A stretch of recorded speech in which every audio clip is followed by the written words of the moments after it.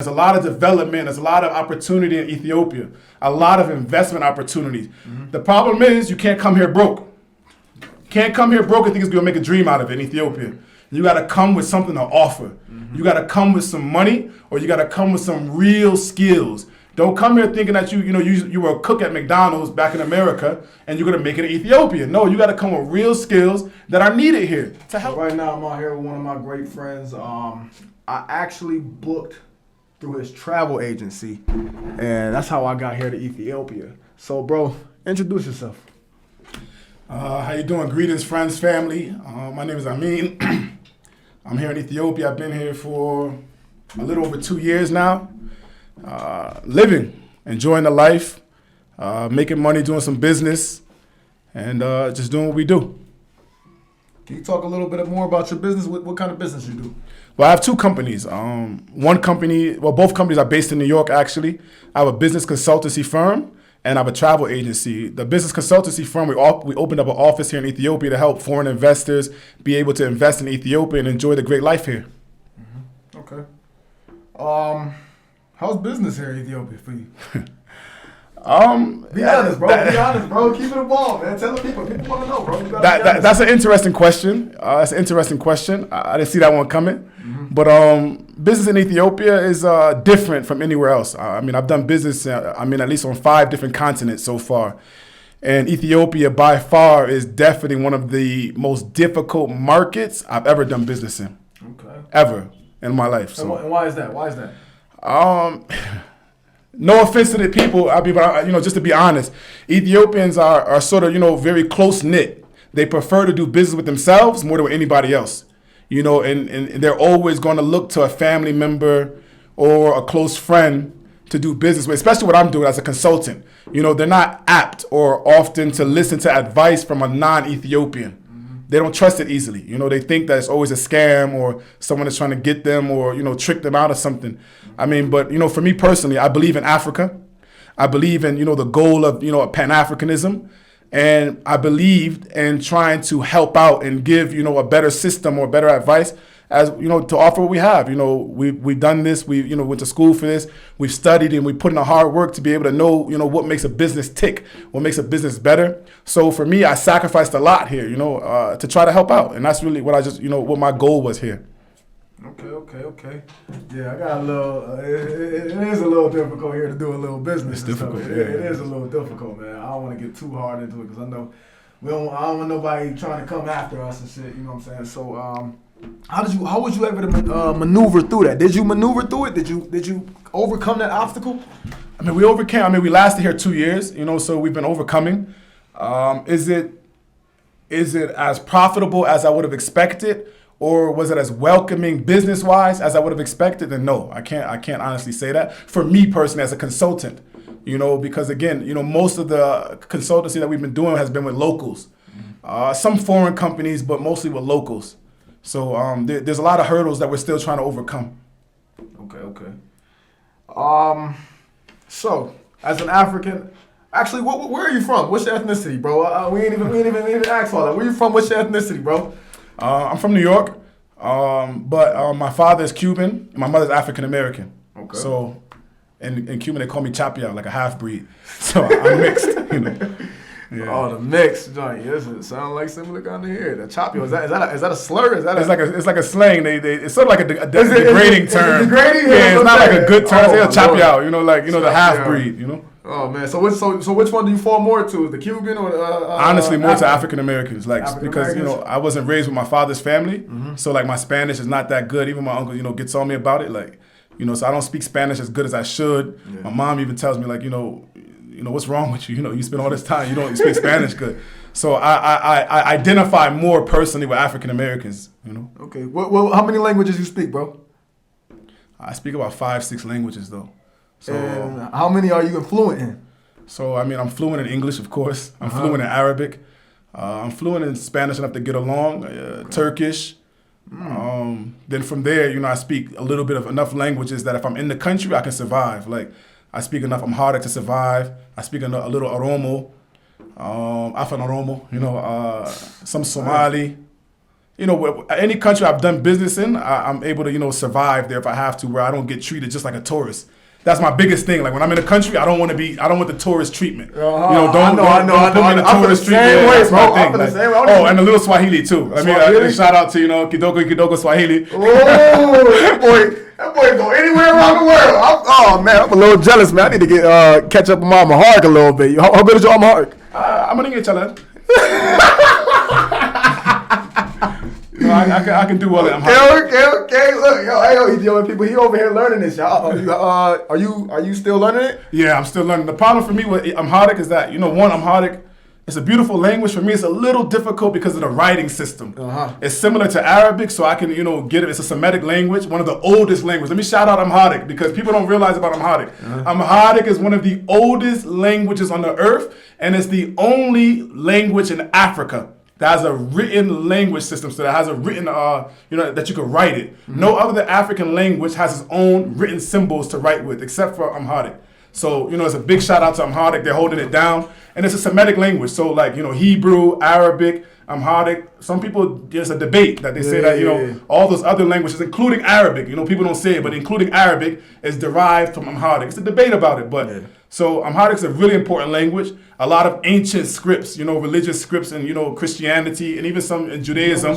He knows shit, man. In Judaism, is still written in Amharic. Or not Amharic, there's another a higher language. It's called something I forgot right now.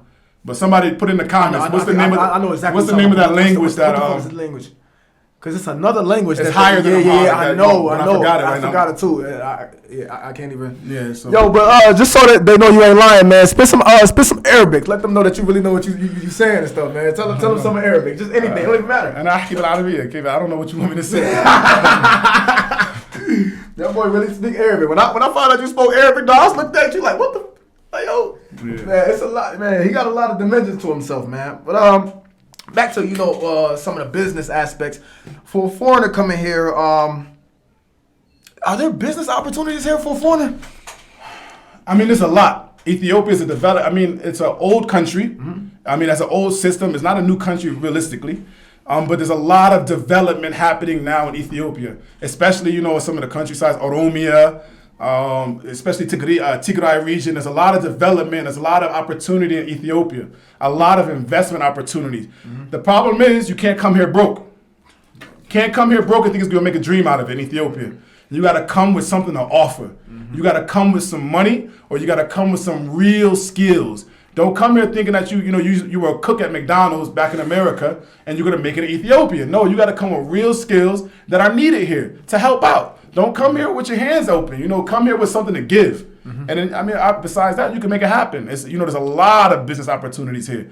If you have skills, whether it be in IT, whether it be in, construction management, not just construction because they have their construction, but construction management, and investment.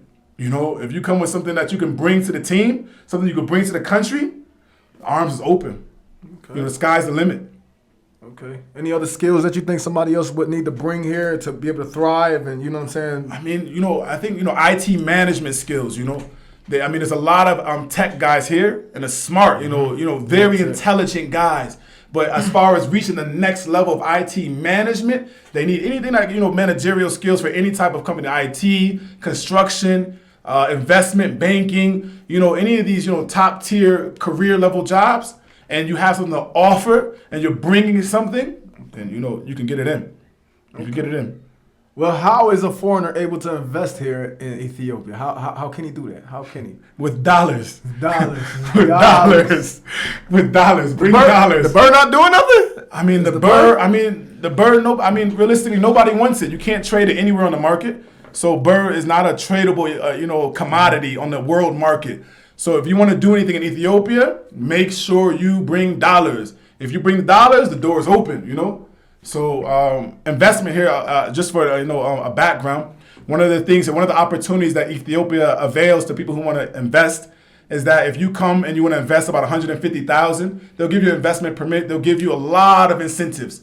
So if you got $150K and you're looking for somewhere to invest and do something good for yourself and the people, and make some money, because of course any investor wants to make money, then Ethiopia is one of those spots. There's a lot that you can do. You know, and there's a lot of incentives that the government will give you if you invest in Ethiopia.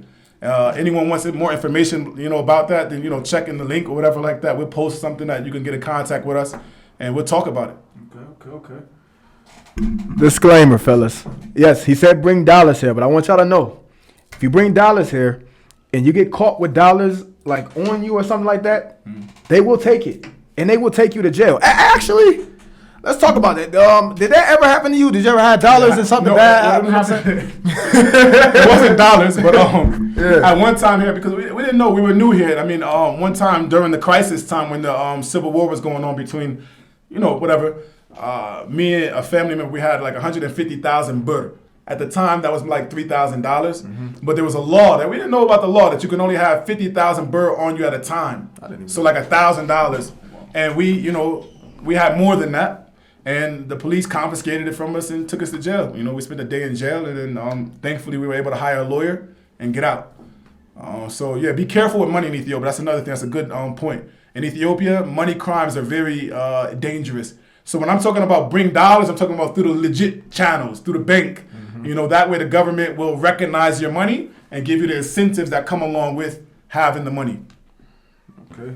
Yeah. So well, you know, just get a little bit off topic, man. So Ethiopian jail or like how was the jail in there, man? You know, because let them know they don't want to go in there, man. Like what was it like up in there just being in there for a day, man? Would you be able to be in there for like, I mean, don't nobody want to go to jail, you know what I'm saying? But like, could you imagine yourself, you know what I'm saying, like really getting sentenced in there or something like that? I mean, as far as the people, one thing I learned about Ethiopian people that, you know, they're very welcoming and kind to foreigners.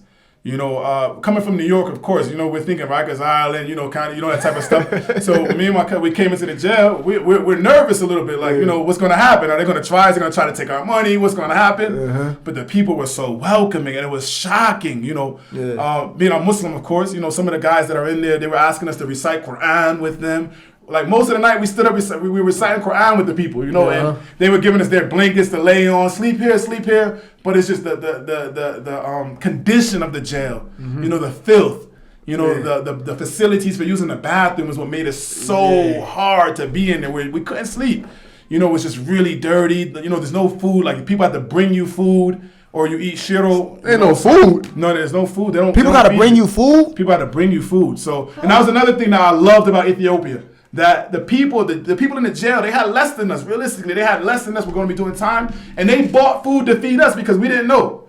So we had to call our people and say, hey, bring us food. And then when our people brought us food and we tried to offer it to the people, they're like, no, you guys eat. They didn't even want anything back in return. Wow. And it was so heartening to see that type of love, you know, and again, made me really believe in Africa. I said, man, this is Africa, man. I was happy to be here in Africa, even though, you know, I was in jail for that day. But it was a real heartening, you know, stay. I guess you can call it. Yeah, that's what I love about Ethiopian people, man. They're very helpful, man. They're very, very helpful, man. Like, like in America, man. Like, I don't look, you know how they out here, they look to help each other. You know what I'm saying? Exactly, in America, man, we don't really look at somebody else to get help from them. We gonna try to figure it out on our own. Like, you know what I'm saying? Before we ask somebody else for help. Because I saw that, like, people were going around. I didn't know what the process was. Everyone was going around because you got to pay to get out, like a bail. And people, when they get a bail, everyone's asking everybody, yo, I need like 20 beer, 100 beer. What do you have? And people, whatever they have in the jail, mind you, is jail. But everyone's giving to each person what they have so that the people can get out. And, you know, we gave what we had, you know, every time so that we can help people to get out as well. And like I said, it was just really, you know, something to see that. Again, we don't see that in America. Yeah. You know, we don't see people willing to help each other with their last, with their last. Right. And we don't have that system, unfortunately. You know, hopefully maybe one day as Americans we can get together and work properly. Maybe outside of America we can learn to work together. Man, who knows? That's probably the only way if you really think about it, man. But to get back on track, I know we went off track a little bit about the business stuff. Let's get back on track. But do you think foreigners are able to buy land here? Can a foreigner buy land here? No. Simple answer. A foreigner is not allowed to buy land in Ethiopia. Even technically, Ethiopians are not allowed to buy land in Ethiopia. They're only allowed to lease it for like 99 years or something like this. Yeah. So, no, a foreigner can't buy land. If they want to buy land, they're going to have to buy either through investing, like I said, through the investment company, and buy it as an investment property, or lease it, as an investment property, or partner up with an Ethiopian. Yeah. You know, So again, I missed something. So if an American or a foreigner partners with the Ethiopian, then they only have to invest $50,000. But if they do it as themselves, as a sole company or as a sole person, it has to be $150,000. And I guess genuinely that's a good concept to make people want to, partner up with Ethiopians and not just come in and buy up land and and eventually own in Africa. So I like that concept, honestly. So it allows, the colonizers not to be able to come and just buy up stuff and, take it away from the people who honestly deserve it. Right. Like as foreigners, we look at it, we be like, damn, man, we can't buy no damn land and shit here. But when you look at it from a Ethiopian perspective or something like that, you don't want people to just be able to just come up in here and just be able to control shit. You know what I'm saying? Because if they buying shit, people who buy stuff is the ones who control the shit. You know what I'm saying? So, yeah, it's actually smart in a way. So, I understand that. So, what's the government's attitude towards foreign businesses? Is it good? Yeah, I mean, like I said, if you want to come and invest in Ethiopia, the government is all arms open for you. If you want to come and bring, currency, commodities, know-how, they're with it. They're going to help you in every way possible. That's something that the government is looking for. They're looking for foreign investment. It helps out a lot to the economy here right now. Especially like I said, there's a huge shortage of dollars in Ethiopia. Mm-hmm. So with foreign investment, it allows the economy to rebound from, the devastating state that it's in right now. Okay. How you doing with because I don't know, a lot of people don't know that Ethiopia is a cash society. How are you doing with going to the bank to withdraw money or the ATM? Like how has that been for you? They're trying to digitize their economy. So there's a lot of like mobile banking applications now. Even the ATMs, you can withdraw without using your ATM card. So they're trying to do a lot to digitize the economy because, again, there's a cash shortage here. Mm-hmm. So even with the birr, there's not enough birr. Like there's limits of how much birr you can take out a day because there's a lack of it. So you can only take out 50,000 birr a day. And, birr is like, if you've ever been to Africa, it's let me show you what it looks like. Okay, sure. So birr looks like this, right? So if this was dollars, it would look like a lot of money, But, it's birr. So each one of these is 200 birr. And it's not as much money as it looks like. Let me show y'all what that looks like. It look a little bit like Monopoly money, you know what I'm saying? Yeah, so this is a little less than 20,000 birr. A little less than 20,000 birr, right? So 20,000 birr is about $400, right? Mm-hmm. So it's not a lot. So if you want to have like $1,000 on you, you need like a knapsack to carry the birr around with you. Yeah. So the better way, honestly, is that you use the mobile banking apps to buy things and transfer money and do, any transaction that you need to do, especially large transactions where you want to transfer more than 50,000 birr. You're not going to do that hand to hand. It's just too much to carry around. Well, I got a great question. So what's the minimum that someone needs to make to be able to come here and be able to live here in Ethiopia? What's the minimum? That's a good question.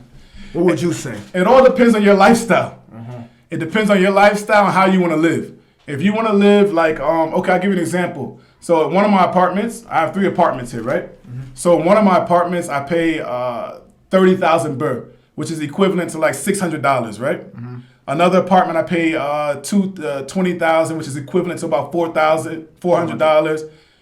So it's all about where you want to live and how you want to live, right? Mm-hmm. If you want to live, there's apartments in Ethiopia because we do property management as well. Us and another one of our partners that we have. He forgot to tell you, he's in the business with us now too. He got involved. Mm-hmm. So another one of our partners, we do property management like Airbnbs and this type of stuff. So if you're looking for places to stay, a little plug. But aside from that, there's apartments here that $1,000, $2,000 in Ethiopia that they're asking the payment in $2,000. Nice apartments. But it's not something realistically that we would pay $2,000 for in America. But again, depending on where you want to live and how you want to live, it all depends on you. You can live very simply and pay maybe like $200 a month rent. And, and eat, maybe $100, $200 a month in food. But if you want to eat out every day, go to like the areas like Bole, Casanches, all those type of places to eat out, it's going to cost you more. You're going to have to spend more money. But if you're okay with, eating the local foods, you can save money. You can live here relatively for maybe $500 a month. I think $500 a month, you can live comfortably in Ethiopia if you know how to manage your money. I say, look, I mean, I'm not gonna say 500. I'm gonna at least say you need to at least make $1,000 a month to be able to live here in Ethiopia. Honestly, a lot of people do come here with a lot of misconceptions because they think this is Africa. They think, oh, I can just come here, I'm an American, and bring a little bit of money over here and then get some fancy ass place like all the time electricity, all the time water. You know what I'm saying? Someone cleaning your spot. That is American prices. But if you come here, you want to spend maybe $200 on rent, you got to be cool with the water going out. Yeah. You got to be cool with the electricity going out. You got to be cool with maybe your ass might have some roaches. Yeah. Ask me how I know. But I digress. You know what I'm saying? So I would not recommend anybody. Right, let me take that back. If you want to come over here and live, to your Americanist standards or your Westernist standards, or somewhere close to your Western standards, you need at least $1,500 a month. Yeah, okay. But if you're willing to live, like an African, real African, like a local, yeah, or I'm not gonna say.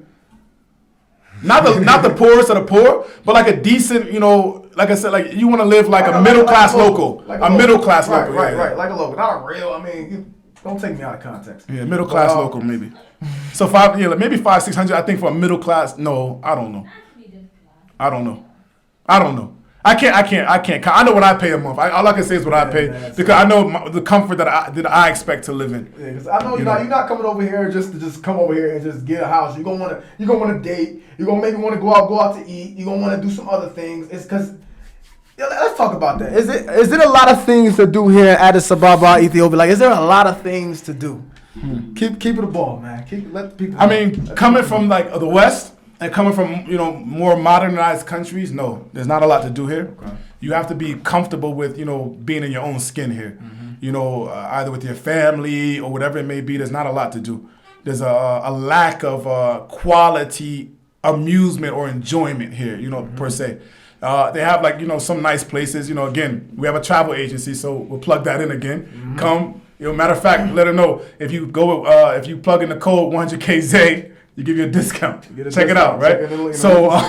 Gotta plug that in. Yes, so anyway, there's some nice places here. Don't get me wrong. As far as nature-wise, beautiful country. Beautiful, one of the most beautiful countries in Africa. I mean, they say Ethiopia has 80% of Africa's mountains. Especially Addis. It's not a hot country in Africa, Yeah. So imagine you come to Addis, you think it's going to be hot. No, it's not hot here all the time. No. It's very good weather. Look, we have long sleeve shirts on, So it's nice weather here. Very, mild climate. It doesn't get too hot and it doesn't get too cold. It's literally perfect. Beautiful weather. Perfect. So, I mean, mind you have Afar region. You have Tigray region, you have Gondar, you have, Awash, where they have the hottest, Afar region where they have the hottest place on the earth. There's too much to do nature-wise, but you have to travel. It's far from each other. As far as in Addis, there's not much except for you have in Toto.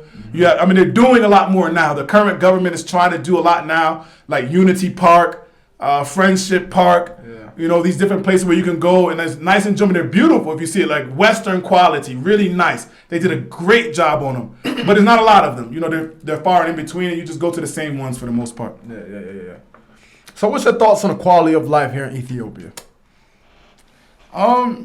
Again, the quality of life is poor. Honestly, it's not as good as we can ask for. They're doing a lot to make it better. As far as traffic in some of the busier areas, the ability to get the quality foods that we might be looking for, it's expensive. Even sometimes we have a craving for some cereal, and it's expensive. You're like, wow, I'm paying like $15 for a box of cereal. Imported stuff is expensive. $15 for a box of cereal, and we like cereal sometimes. Like, I want some damn cheese. Cheese. Cheese, oh my Lord, it's expensive. So the quality of life is difficult to acclimate to, especially again if you're coming from a Western country. Get used to, bad traffic, get used to, no electricity, get used to water, not being on all the time. Mm-hmm. But if you can deal with that stuff, then, as they say, marhaban, come, you're welcome, we're here. Man, I can deal with it, man, as long as I'm not in America. Man, I mean. Yeah, that's a big thing. I'll sacrifice a lot not to have to be in America. Me too, man. I would too, man. So that's why, I'm willing to sacrifice. That's why we're here, man. What's the next question I got for you? It's a good one. How do the general people treat foreigners here in Ethiopia? What would you say about that? The general people, like I said before, they're nice. I mean, generally, Ethiopians are nice to foreigners. You know, they like foreigners. You know, foreign travel, foreign tourism is a big part of the economy here, and everyone knows it. You know, so everyone knows to treat the foreigners good. You know, of course, there's some thievery, there's some thieves, you know, but I mean, that happens everywhere from New York, you know, so like, I can't say like, oh, you know, the one thing I said before, I say this, right? Yeah. In Ethiopia, the thieves are even nice. You know? In New York, you know, the thieves, fact. You'll have an 11-year-old, 12-year-old kid tell you to give you your stuff and have it put a knife in you, or be willing to shoot you. Your ass, man. You know, so here, you know, I watched one time an old lady beat a kid that was trying to steal from her. That's not gonna happen in New York. That kid is gonna stab that old lady or shoot her. Yes. So even the thieves, you know, to an extent here are nice compared to New York. Not to say there's not danger, not to say there's not, of course, you know, but I mean, coming from that environment, it's a lot easier for me to deal with Ethiopia. I've never been, you know, robbed here. I've never been, you know, it's nicer here to me. You know, I personally love it here. You know, somebody else might say whatever they want, but I personally love it. You know, again, the people are nice. I don't always agree with the system. You know, I think there's a big mismanagement problem here. Things are mismanaged terribly here, you know. But besides that, the general people, they're nice. You know, I just think the system here is very poor and it sucks. You know, besides that, it's cool. Okay. Would you say it's conductive to raise a family here? Like, do you think it's safe to raise a family here in Ethiopia? Yes, very much so. I mean, again, Ethiopia still holds on to a lot of old values. Right. You know, so if you know, raising your family here, I think it's one of the better places because, again, a lot of those old values are still present here. Yeah. You know, thankfully, you know, I don't know. Well, you know, I don't know if I can say that. You know what I kind of love? It's a love-hate that I have. Here is that people still have a little bit of shame. Like they kind of care what other people think, but they care more. Like Ethiopian's biggest fear is shaming a family. Yeah, that's the Ethiopian's biggest fear, and the second biggest fear is just being judged out in public. Do you know what I'm saying? Like if Americans still had somewhat of that feel, I still would love to kind of still be in America, but America's just so free. And everybody, it's like a utopia. They want everybody to win, which is not the case. And they have everybody being just so delusional that it's just a place that I couldn't raise my kid. And the types of shit that they're pushing over there, I could never raise a family over there or even want to procreate with anything or anyone over anything. That's America. That's what I'm saying. You know what I'm saying? Anything. You see what I'm saying? Oh, my Lord, man. But, how do you consider the religious tolerance in Ethiopia? Yeah. Ethiopia, I mean, really, realistically, Ethiopia is a place where all three, you know, I guess you could say, you know, all three of the major world religions are present. Judaism, Christianity, and Islam. You know, whether you ask a Muslim or not, or a Christian, you know, the Christian might say that, you know, the majority is Christian, and Muslim might say the majority is Muslim. But what I've seen since being here is the tolerance in Ethiopia is amazing. Everyone respects everyone. Right. You know, whenever you see like religious animosity, it's normally some agenda behind it. The average people, I don't see that at all. I mean, you'll see Christians going to pray and doing their thing, and Muslims going to pray and do their thing, and everyone respects everyone. Right. You know, families are mixed. You'll have Muslims in a family, Christians in a family. As a Muslim here, I've never felt more like, you know, accepted. Yep. You know, in America it's okay, but I mean here in Ethiopia, even though you can't, I mean maybe it's not exactly a Muslim country, but I've never felt more accepted as being a Muslim in my beliefs, except how I felt here in Ethiopia. It's very welcoming. Nobody's gonna, you know, everyone's gonna respect you. It's time to pray. You'll see Muslims praying anywhere. You know, so they'll give you hey, go pray over there. It's all love, and you know that's one of the nice things about being here, really. Yeah, usually when it's a problem, like when it comes to religion, usually it's some political, political. It's never usually like the people. It's never the people. It's always something political. Anything that goes on is always something that's with the politics, and we're not even gonna get into that right now because we live here in Ethiopia, so we can't really get too much into like politics, and I don't want to. You know what I'm saying? So yeah, I mean, I don't want to. Oh, we've been going on what, like 26 minutes, man. We're not gonna keep y'all too much long. I'm gonna give Axon one more question. Just to wrap this up, what business advice would you give to someone or a foreigner, especially of a black descent, black American, whatever, that's coming to Ethiopia? What advice would you give them? I would say come with something, man. You know, don't have that welfare mentality. You know, don't have that welfare mentality that you're gonna come with your hands, you know, looking for some help, because there's no handouts here At all. You know, you gotta have your own. There's no handouts here, so you know, make sure you're coming to bring something to the, you know, society. And you know, as we say, if you want real business advice, contact us. You know, we're the consultants. You know, so if you want to come here and do business in Ethiopia, let us know. Link in the description. Luminous, you know, Luminous Resource Management. That's what we do. Anything you want to do in Ethiopia, let us know. We'll give you that advice on how it's going to work, how it's not going to work. We got an excellent team of lawyers, excellent team of consultants here in Ethiopia. That's what we do. But again, come with something. Don't come empty-handed. You know, nobody wants a beggar.